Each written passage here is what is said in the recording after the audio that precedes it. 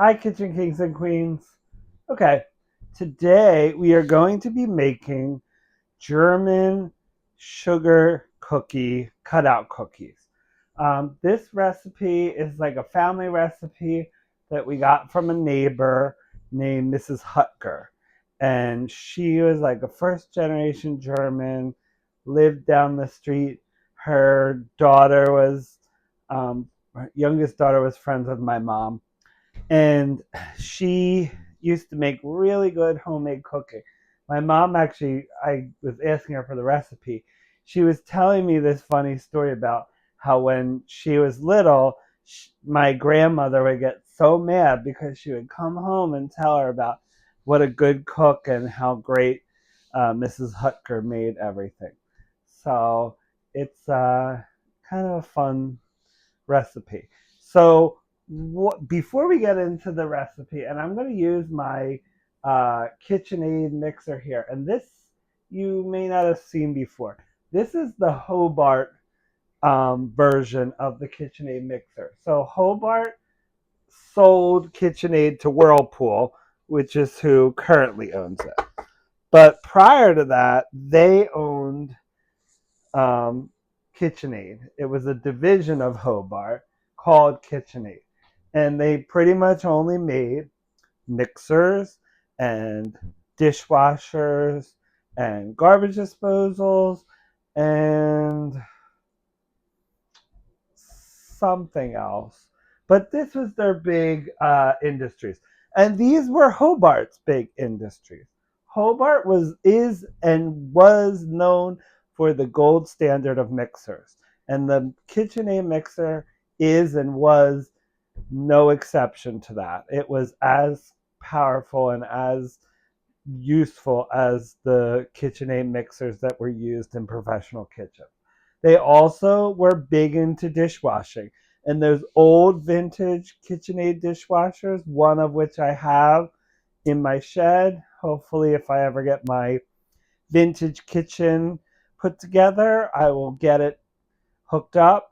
That dishwasher, they are like as valuable as the mixers. People really collect them and really look after them. Okay, so why am I making cookies in April, almost May? Why am I making cookies when it's like 90 degrees out? Well, that's an interesting story. So, as you may or may not know, my main job, my job that I do during the day, is a teacher. I teach Spanish, and I came up with this really great idea to make cookies for all the characters in the book that we just read. And instead of the students just performing it with masks and just doing it like that, it's a book about animals. It's all different sea creatures. I thought, it would be really fun if I made them the cookies. They could decorate the cookies, then they could reenact the scene with the cookies, and then eat the cookies. Well, I hope that they really enjoy this, and I hope they appreciate this. It it was not one of my best ideas in terms of time because it's going to take me a little bit of time to make these cookies and to roll them out. But those students deserve it. I told them yesterday I was going to just get the pre-made dough and just cut them out and bake them, and that was going to be that, and do it yesterday when I was exhausted. And I said, you know what? They've been so good this year. They've been really engaged in class, and they're just so much fun and so positive that they really deserve good cookies. They don't deserve that, um, store bought cookies that they could get anywhere. So this is a special family recipe.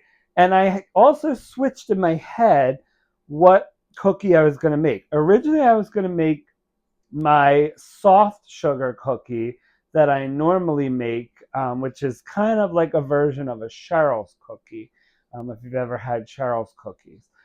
The problem with that is they're going to be moving these characters in their video to reenact the scene.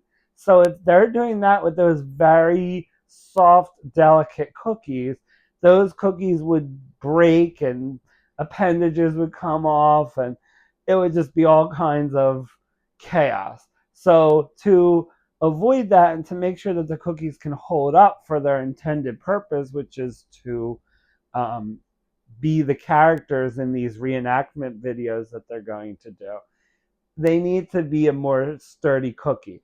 That's why I decided to use this family sugar cookie recipe. So this is our Christmas cookie recipe that we usually use. So that's what we're going to be making today. Okay, so let's switch the camera and go over to the mixer so we can see this process. Okay, so we're back. So it's a pretty simple recipe. We're going to start with a half a pound of butter. So that is 2 sticks of butter. And the butter has been softened. It has to be softened so that you can cream it together. Okay, so here's stick 1. And this is salted sweet cream butter. Okay, that's the best butter to use for cookies. Some uh, chefs will tell you, or bakers will tell you, to use unsalted butter and make sure you control the salt. That's a good strategy, and if that's your choice. If you want to do that, that's fine. But I like to use um, the salted butter just because I think salted butter gives butter a more flavored flavor. Okay, if that makes any sense. You taste the butter more. And those bakers that recommend using unsalted butter are correct because each butter manufacturer, they make different uh, amounts of salt in their butter. There's not like a standard recipe for salted butter. So it is a good idea, especially if you don't want something to be very salty. So that I'm not knocking that by any means because really I'm more of a chef or a cook than a baker. So that's I'm not telling you not to do that. I'm just saying for me, I like to use the salt because I like salt and I think it accentuates the butter in a different way than if you were to just add salt. So that's just my 2 cents. Okay, do as you like, and if you are a baker, follow the baker's rule because they know what they're talking about. I'm just talking on my own. Okay, so I've added to the 2 sticks of butter, which equals a half a cup of butter. I've added 2 cups of granulated sugar. Okay, so let's start this mixer and we're going to cream these two together. That's the first step. Okay, so, and this is a common cookie process, creaming the sugar and butter together. And now that it's kind of broken up, now we could increase the speed. And you could hear, if you are a KitchenAid mixer user, there is a difference with this mixer and the newer mixers. The newer mixers, you could hear a change. This was a very smooth transition, and we went to like a higher speed. Okay, so there you go. There's the other transition. Usually in a newer KitchenAid mixer, you'll hear it kind of shift a little bit more, and even the mixing action will not be as smooth as it is here. Okay, so our you want to cream this together.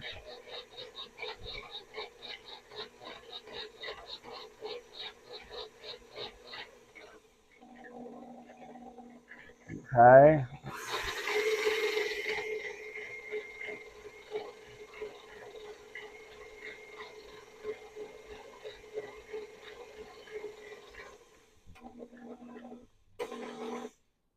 And it has this, I don't know if you heard that. There's like a little, it can go back to the lowest setting, but you have to push it like 2 times for it to really actually shift to off.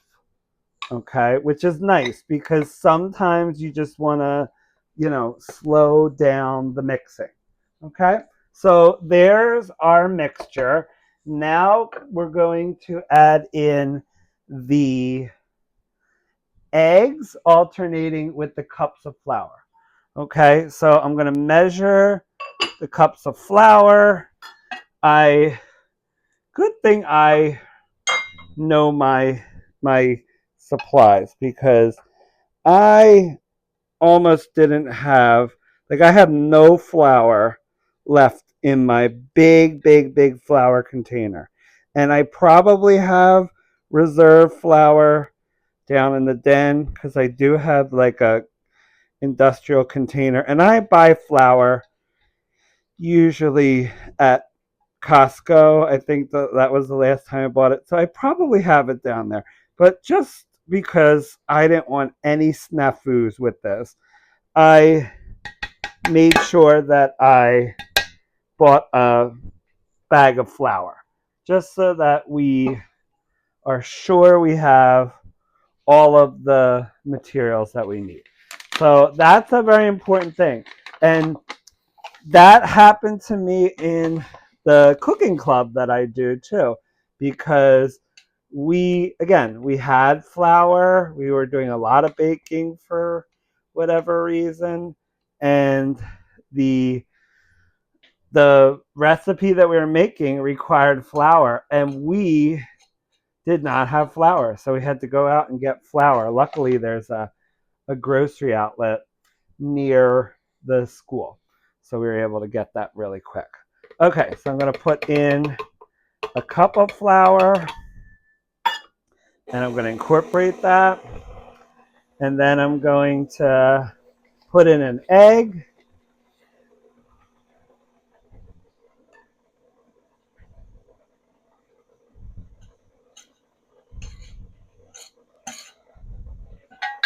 I got my extra cup of flour on the ready. Okay, we can increase this a little bit. And we're gonna add in our egg. And I like to crack the egg in a little container. So I'm just cracking it in another measuring cup so that way it's not going to, in case I get any shell, we don't want to get the shell into the mixture. Okay, so there we go. See? And just a little tip. If you do get shell in the egg, know that if you just use the shell, like a half of the shell, and move that in, it will connect with the shell and get it out. Okay, so here's our second cup of flour and our second egg. I'm going to measure out the third cup.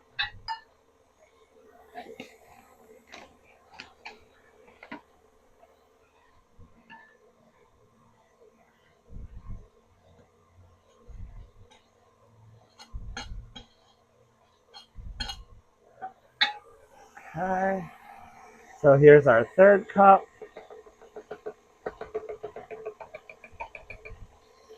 And our third egg.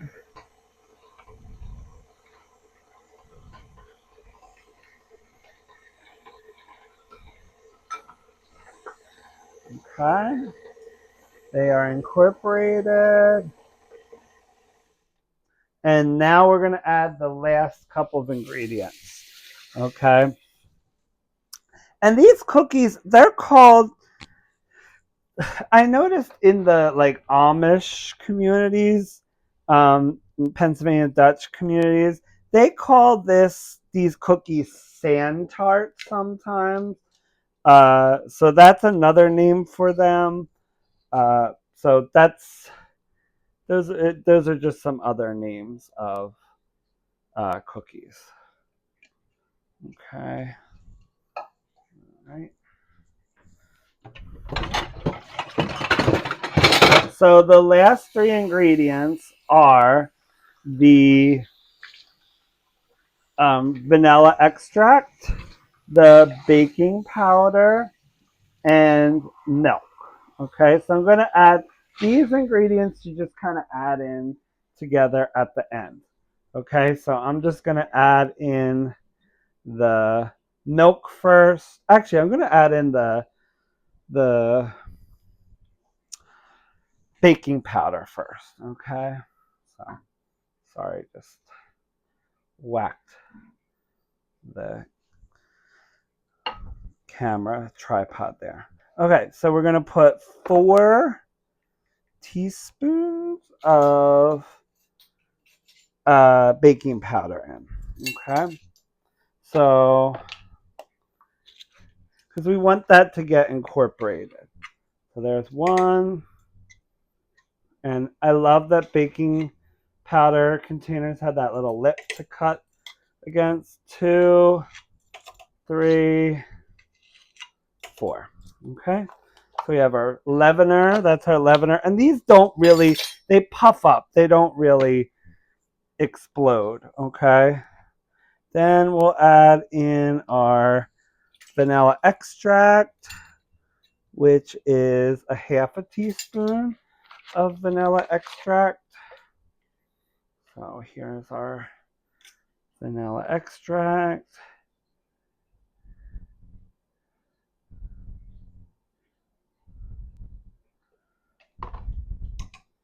And whenever you're baking, really, if you can afford to splurge for this, get the pure vanilla extract because it really does make a difference in your baked goods. And if you're going to do a lot of baking and cooking, it's just a good thing to have. So you want to look for where it says pure vanilla extract, okay? Not imitation or uh, that's really the only other one. Or vanilla flavoring. You don't want that. You want to really use some high quality ingredients. Okay, so then we're going to put in 1/4 cup of milk.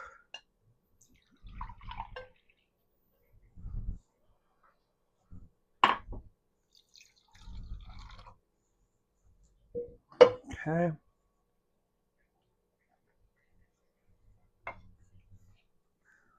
And this milk is from the farm that I go to. So it's nice farm fresh milk.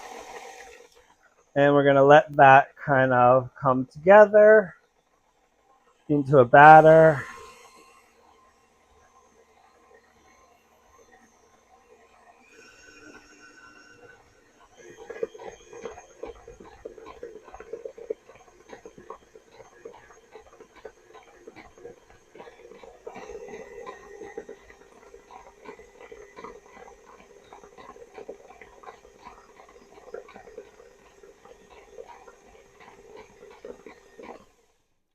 All right. Now, you are looking at this batter and you're probably saying, what? How are we going to make cookies out of that? That looks like icing. Yes, it does, because this dough has to now be put into a round, and it needs to rest in the refrigerator and chill. So that way it can come up to more of a solid fitting so that we can roll it out. Okay, so we'll come back when we've let this chill, and then we'll roll it out, we'll cut them, and bake them off. And these cookies bake very quickly. Okay, they are not, you really have to watch them. They can burn very easily. You want them like a light, just a browning, like a very light brown. You don't want them to be um, burnt or overcooked because they just lose a lot of their appeal if they get overcooked. They're delicious when they're just right. Okay, so we'll be back and we'll roll these out and cut. Okay, I wanted to just pop back on before we come back in. So I took this dough and I rolled it out. Well, I put it out of the pan, and you could see it is very liquidy. When my mom would make these, whenever we would make cookies, she would put it together in like a round, which is how most people do it. I think that this is going to work out really good because now you have more surface area. It will be able to cool and come together easier. And it should also be easier to roll out because these cookies you roll really thin.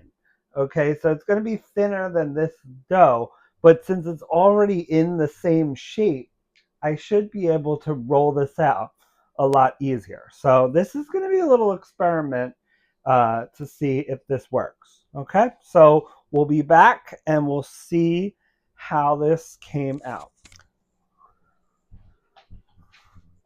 Okay, Kitchen Kings and Queens, we are back. Okay, here's our dough. And before I put this dough out, I'm actually going to use one of my new tools. This is like a flour duster. Okay, so it's basically just a spring with some with like a little clamp, and this is made by Best Manufacturing Company. They're in Oregon and they primarily make whisk. All my whisks are Best and they live up to their name. They are the best. Okay, so we're gonna take this out. Oh, that was silly. Okay, so we're gonna unwrap this dough. Okay. And we're gonna flour the dough. This thing does a really great job. Okay. And then we're going to peel off the other side. And then we're gonna roll this out. Okay. Throw that away. And I want to make sure that this thing is nice and floured. Okay, we do not want this thing to stick. Okay, so I ran out of flour. Okay, I'm gonna have to take some more here. Just roll that in. Again, we don't want this to stick. Okay, so I'm just gonna put some, and then we're gonna roll this out. And we want to roll this, oh boy. We want to roll it as thin to a nice thin sheet. Okay, and I am rushing, so I'm going to slow down because that's when you start making mistakes. It's been a long week, and I know it's only Tuesday that's when I'm doing this. I don't know when this video will actually post, but I'm making these cookies on Tuesday, but it's just been, this time of the year is a lot. We're ready to go to summer break. The kids are ready to go to summer break. It's a lot. Everyone's kind of chomping at the bit, and they have the energy advantage to us teachers. So it becomes somewhat exhausting. Okay. So all right. Oh man.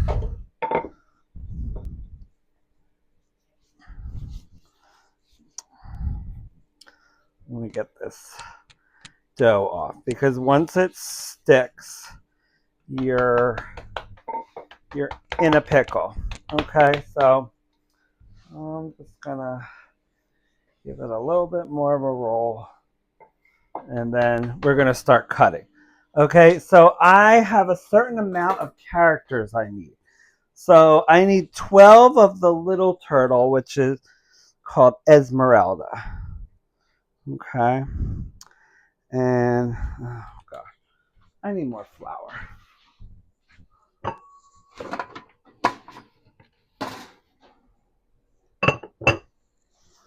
Okay, so I'm going to just put a little pile here.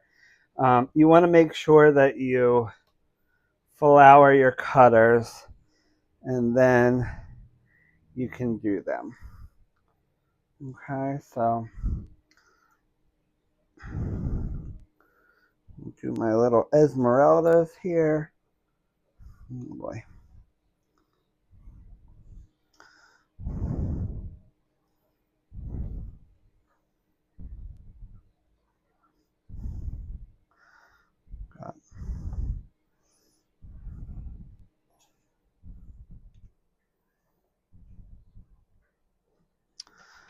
Okay.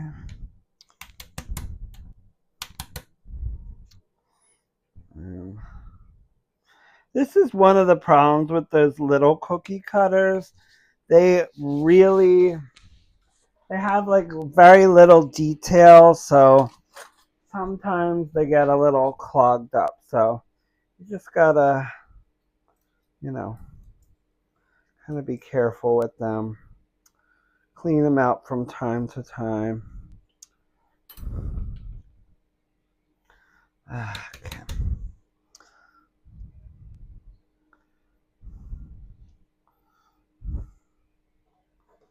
Another Esmeralda. Oh my gosh.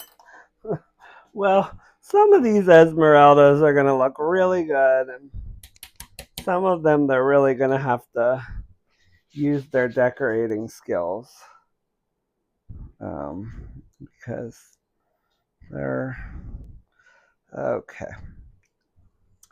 You know what? Let's start with some of the bigger ones. Okay, so we're going to do the bigger turtle. Oh my goodness. Okay. Let's try that again. Okay.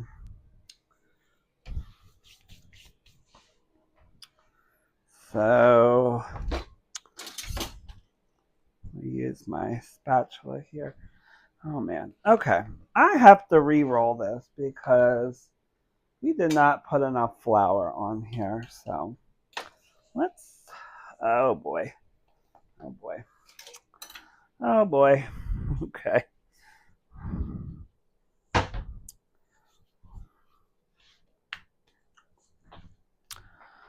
Oh, okay.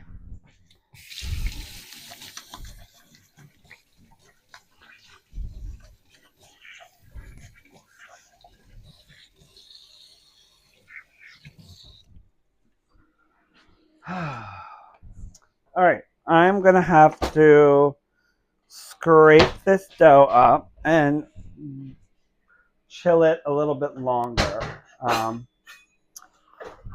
I thought it was done, but this dough is clearly not set enough. So I'm gonna try and salvage what I can, and we'll come back. Okay.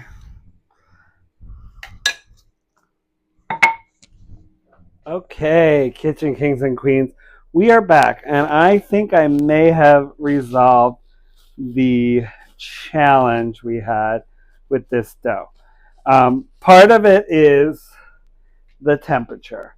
It is just way too hot. Summer has arrived, and it's not anywhere near summer yet. It's still spring. So what the problem was, if I don't know if I'm even going to include the last uh, section, but the problem that I was having with this dough was it was just getting too hot and was melting the butter. There's a lot of butter in this dough, and the butter was melting before I could start cutting the cookies. So what I decided I'm going to do, I I've been racking my brain. I started this morning, and these are the results of what I had. So these are supposed to be little turtles. This is the crab. This one's okay, but this one's got, they're going to have to use their imagination there. So I want to make sure that the dough stays cold while I cut. That's kind of my problem here, is that it's not staying cold. So what I'm doing is I figured out what I probably need to do. Okay, and see it's already starting to stick here. So what I did was I made, and the thinner you get it, the thinner parts get a little sticky. Okay, and these cookies had to be kind of thin. So I rolled it thin. So what I did over here is I figured out what I think is the solution. I took a bunch of ice cubes and water and put them in this lid to these sheet pans. And I'm going to put it in there, and that is cooling down the pan. Okay.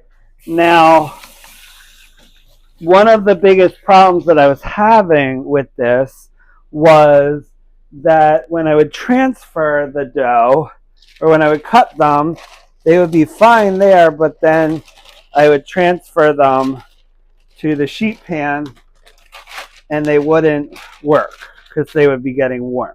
So that's hopefully what I'm going to resolve by doing this. Okay, so I've shifted over this to the pan. Okay, and I have like a sill pat underneath. I think that's going to be too much of an insulating barrier. So I'm going to take that out, so that way the dough is in contact with the metal pan. Okay, and the cutting was working. Okay, the problem was it just wasn't it wasn't really getting down to the it would start breaking. So what I'm going to do is I'm going to take some flour and I'm going to put that into a pie tin here. Okay, so this way I could flour my cutters. So we're going to do the crab now, and then you could pop it in there and the crab will come out, and I'm just going to take off the scraps. I'm going to actually leave the shape right on this parchment and cut out the rest of the pieces. And I'm actually going to use this offset spatula to kind of pull it away, and then we're going to have our shape. Okay, and it's definitely working better than what was happening, so I'm going to keep going. Okay, give that a little tussle, and there we go. Okay, that's working much better. Okay, so I'm going to take the scraps around it and we'll just re-roll those later. Okay, so take this again, do another crab. Okay, and I don't want to get the water's kind of coming up on the bottom here. So I don't want to have that problem. So let's take that. All right, this is actually working.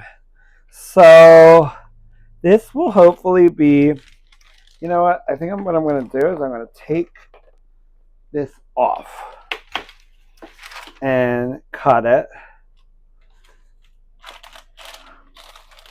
And then we will put it back. And this is on parchment, so that's fine because it could just bake right on there. Okay, so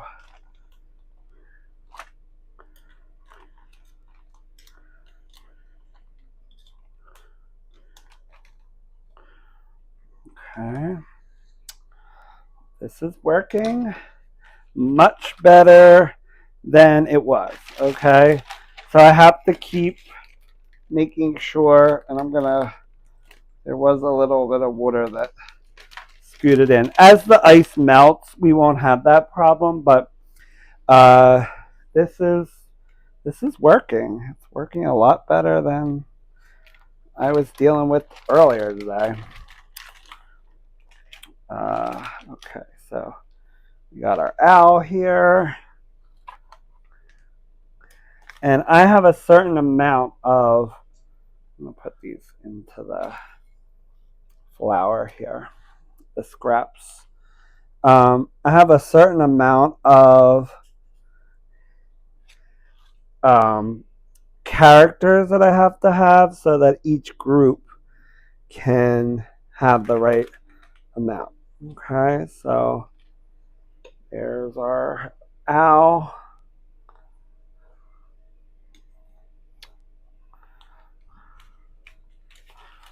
And again, we're going to just take the scraps, put them into this bowl here with the flour, and we'll re-roll them. Okay.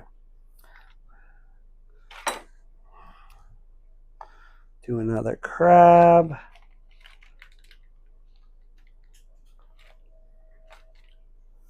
Take off our scraps there.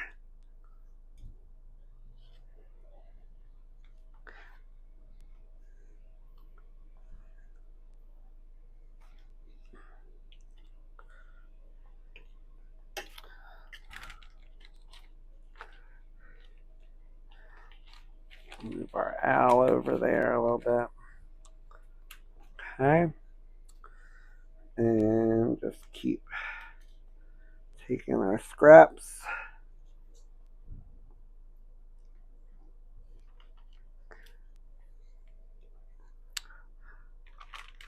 And this is working pretty good. It's working much better than it was this morning. And, you know, you don't really think of making sugar cookies in the summer. So it's just not really the time to be doing this. But I came up with this assignment and this idea, so I'm committed to making it work. My students were very upset with me today because I didn't have it, but that's okay. It'll all be worth it. I told them I didn't want to just skimp, so I had to make sure that they were getting good cookies. Okay? And, you know, kids, they like any kind of cookies, but I really like this group, and they've really been good students this year. They've really been trying hard. So I just want to make sure that they have, you know, a really nice time. Oh, this is working really good now. So I'm going to just tuck, there's a little corner here of the owl that's missing. So we're going to cut the owl. And we'll just kind of put that in there. Okay. Let's see, what else could we do? Do a jellyfish there. Okay. So this, you definitely want to work with the shapes. And this container is a little over with the ice water, so I'm just going to pour off some of it so that it doesn't overflow when I put the tray in. Okay, so we're going to put the jellyfish. Okay.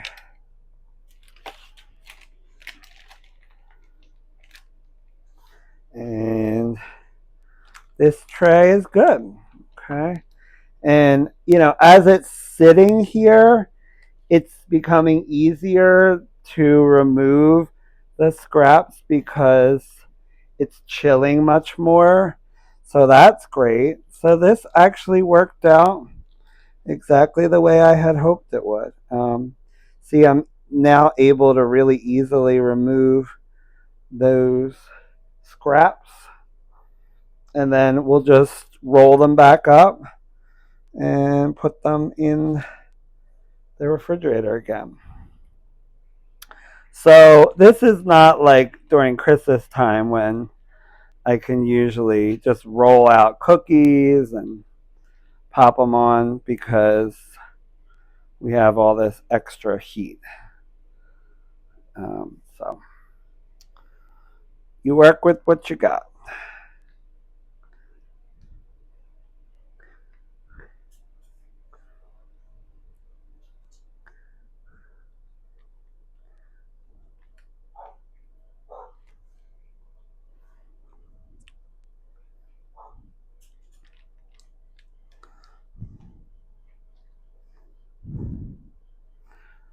Okay, all right. So these are ready to go into the oven and bake. And because it's on parchment, we're just going to be able to just plop it in there.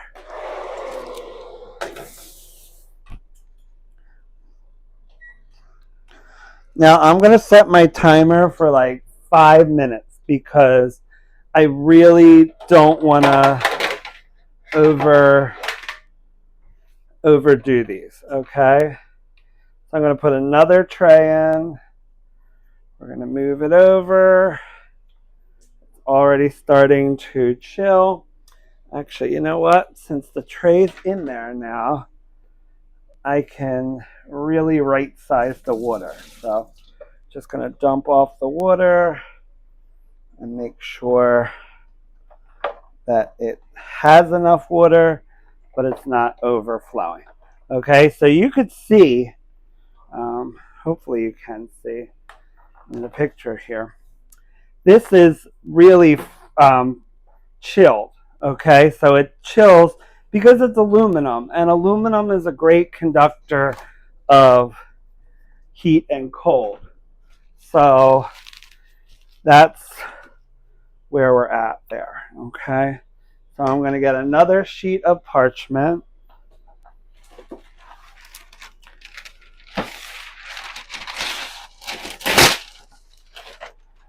I'm going to put down the parchment. Oh, actually, we're going to dry this off because we had a little overflow. Okay, so dry off the counter.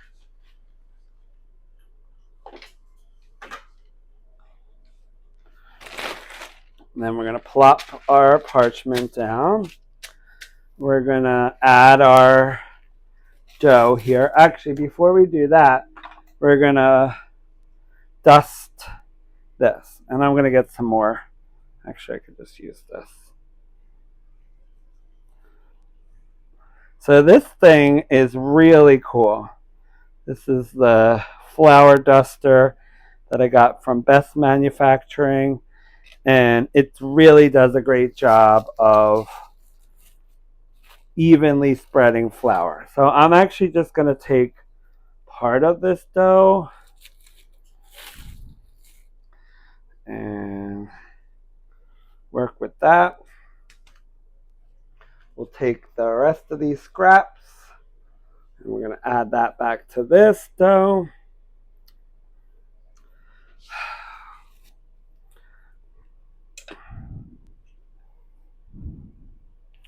And my hands are meticulously clean, as are the countertops. And that's very important because you need to use all these surfaces, okay? So I'm going to put that back in there.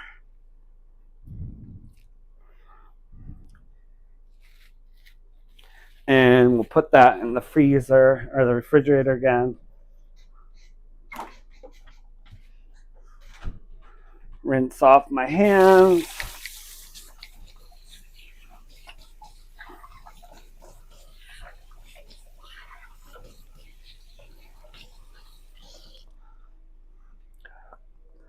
Try them.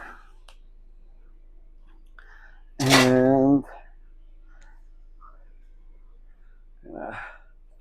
flour this surface again. You want to flour the top of this, get it nice and floured.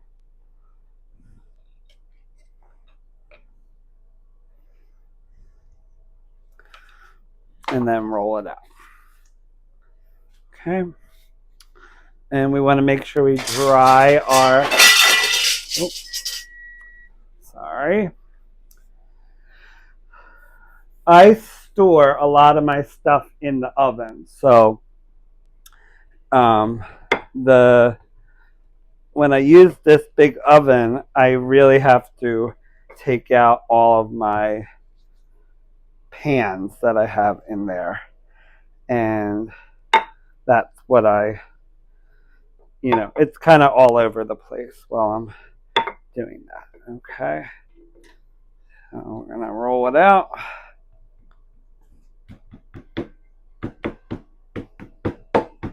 Give it a little pat so that it stays together. And now we're going to move it to the chilled pan. Okay, and I think for this one, I'm going to do some big turtles. Okay, so we're going to get this thing all floured up. Cut the turtle. Okay, scraps. And I want to really try and maximize this dough. So I don't want to have any scrap. Like I want to try and use as much and create as few scraps as possible. Okay, so there's that. Okay, check on my, oh boy. Well, these ones were a little too close together, so we'll see how they come out, but I think I have to put things in a little bit more space.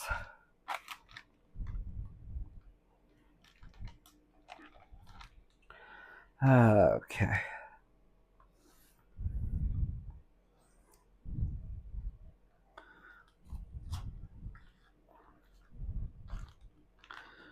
All right.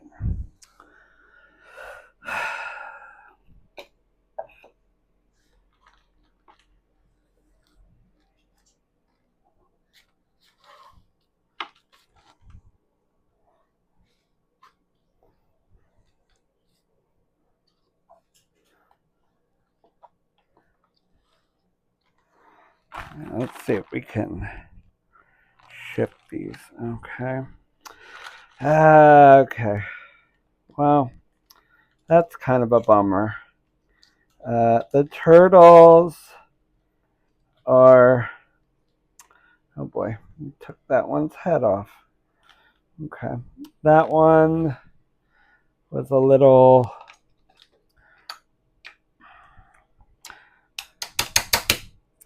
I'm going to knock off the excess and pull that off.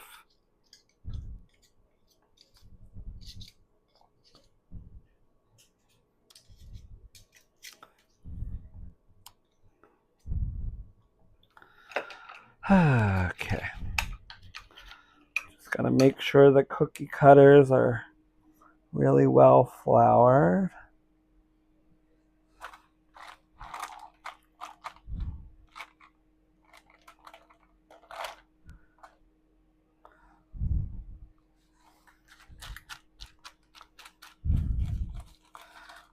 Take off this excess.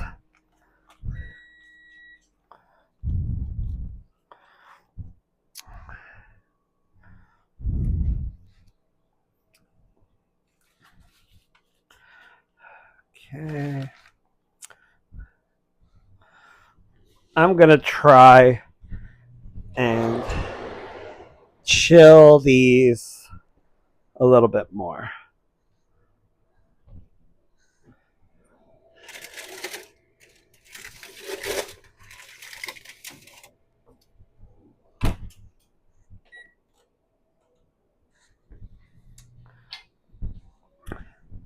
I think that will help to kind of... I'm going to put these in the refrigerator and then I'm going to try and move them, because the way they are, see, this is kind of one of the downfalls of doing it without transporting it. They're all too close together right now. So in order to really make them retain their shape, they're gonna have to be shifted from their positions. So I think I'm like 90% of the way there in terms of figuring out how to do this in these hot conditions. But the final step, I think, is going to be for me to chill these in the refrigerator and then lift them up. Okay, so I'm going to put these in the refrigerator. Okay, Kitchen Kings and Queens, we are back and we are in the home stretch of the cookie scenario. Okay, so I have these that were in the refrigerator. They're separated. Now I'm gonna take these ones that were in the freezer and separate them. Wow, they actually came out really good. So that was a good idea. Okay, so kind of separating them and then breaking them apart.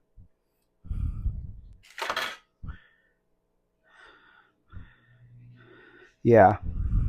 Okay, so if you are crazy like me and decide to make cookies in very warm weather, do yourself a favor and freeze the cookies.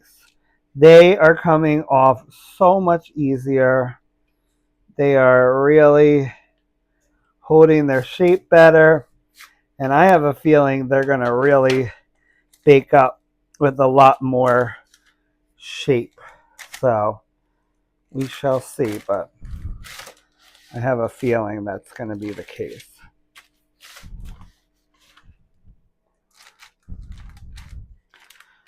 Okay, so, and this sheet is primarily my pelicans that I need. So in the book, there was pelicans, there's a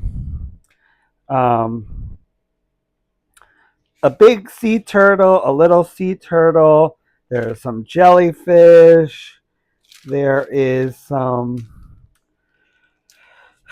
what else is there? There's some humans, but we're just going to improvise with the humans. There are some, a baby sea turtle who is the main character of the story, and then there is a crab and an owl. And the owls didn't come out all that great. They were a little messed up, but the pelicans are coming out really good. I did a couple more of the baby sea turtles. They're coming out really good. And I think they're going to hold their shape really good too because they're frozen. So, this wasn't my best idea. I shouldn't say that. I think this is going to be a really fun thing. I'm very excited to see how the students do their decorate these. I teach at an art school, so they are very creative.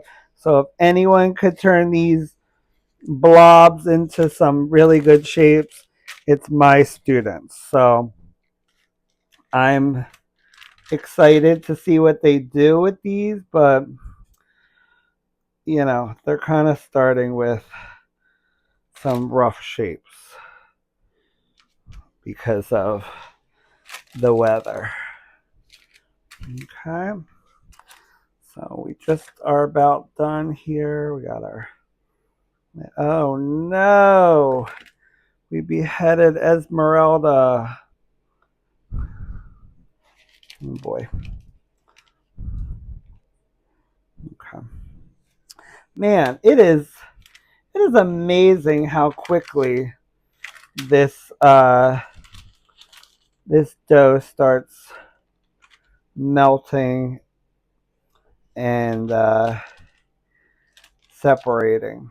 It really doesn't take much to get there. So I'm gonna leave these where they're at.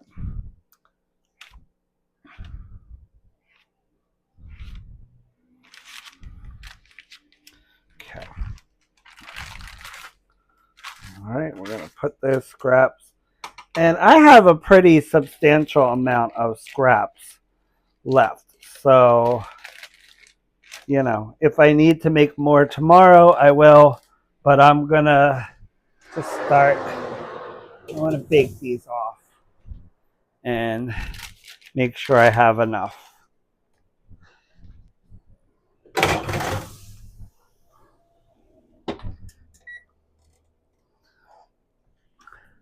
All right, so let me show you some of the shapes.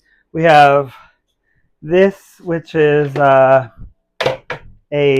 crab. So that's a pretty good crab. Some of these crabs came out not bad. There's our crabs. And we have some, what else do we have here? We have a jellyfish here. We have a couple owls.